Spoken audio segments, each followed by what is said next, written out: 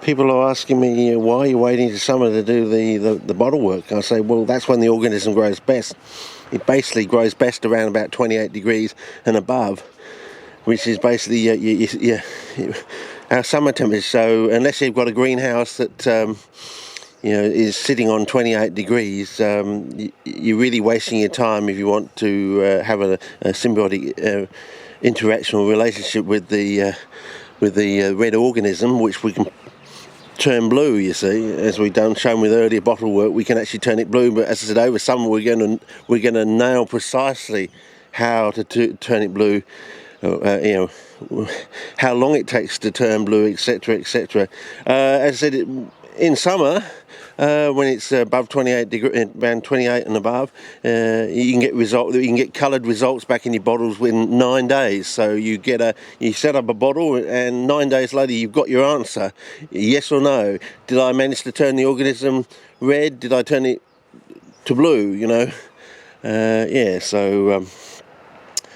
That 28 degrees, that came out of work, I believe, done by the Capitano brothers, particularly, I think, Jenna, I'm not sure about that. You'll find it in an old Victorian journal where they mentioned, they did some article and they said that fly traps were very plastic and blah, blah, blah. Seemed like a 28 degree temperature, because that seems to be, as I said, refers to, I think, this red organism, this red cyanophyte. Or it's green, but you can make it go red, and you can also, as we shown in 2017 into 2018, over the summer period, that you can actually turn it blue. But this season we're just getting ready. Basically, I'm doing all this because I don't talk bullshit, I show you, but I'm also taking you along for the journey towards the blue flytrap, maybe a blue cephalotus, blue vein, Sarracenia. I'm taking you along for the journey, so because I don't want any jealousy or bullshit on the other side. If a blue flytrap turns up on the back cover of my thesis or something, or somewhere else in the world, on some website or something, I don't want anyone to feel jealous. Sort of, this came out of the blue sort of thing, and I could have done that if I'd only done 45 years worth of work. I don't want any of that bullshit, you see. So when we get to it, so that's why I'm taking you along for the ride, for the journey, so that I don't want any of that jealousy crap that we used to have in my carnivorous plant society. I could have done that if I'd only done some work. Sort of. I want all your knowledge and ideas, but I want you to give it to, not only just give it to me, I want you to pay me to have it, and I want to put my name on your work, sort of thing. No, I don't want any of that bullshit, and I don't want it to sort of seemingly come out of the blue, sort of thing. Come out of the blue, yeah. So I just thought I'd tell you that. That's why the bottle work is done over the summer, because it has to be done around 28 degrees and above, because that's when the organism grows at its fastest rate, and you can get results back in 9 days. So it makes the science very very quick and simple. You get a yes or no answer. Does the organism grow? Yes. Does it grow green, red, or blue? And you get that back in 9 days, basically. And then you can keep cutting it down, varying everything until you.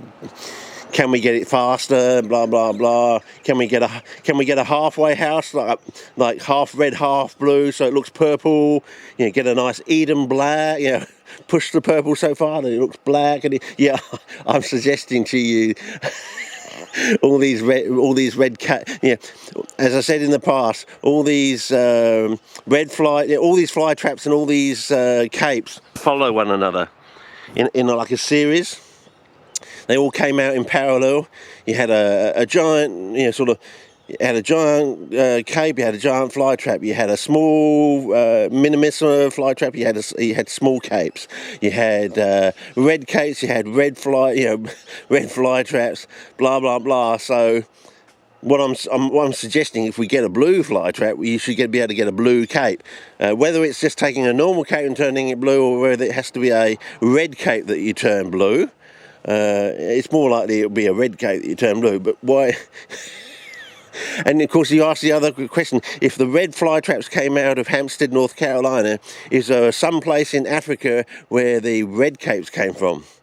Some of you probably already know the answer, but I'll have to research it. As I said, we had a bit of hiccup with the international CPN journal. We had things being hogged in Myconomus Plant Society, so there's like a decade's worth of CPNs I've really got to go back and study intently. But I want to do it with it on the big screen in the lounge, and my son is supposed to be into computer technology. I know, I'm saying to him, can you just set this up for me in the lounge so I can sit back and read CPN on the big screen rather than sitting, half a foot from the bloody computer screen, burning my eyeballs out and being in an uncomfortable position. I'd rather like to kick back and slowly read, press the button, turn the page by page by page of CPN in my lounge room, so I can go back over that missing 10 years of information. Because I'm really interested in finding out, where did the 50-50 peat and perlite come from,